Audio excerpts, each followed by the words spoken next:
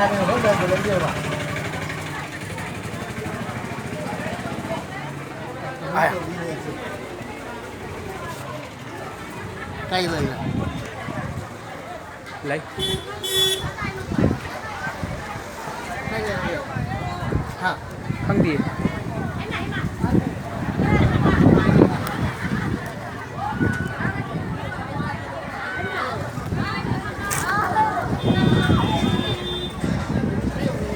ha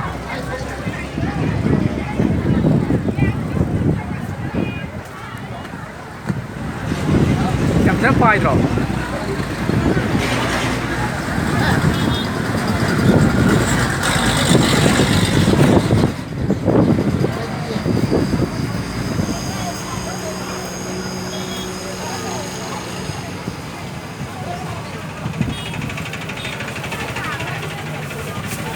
Băng đi.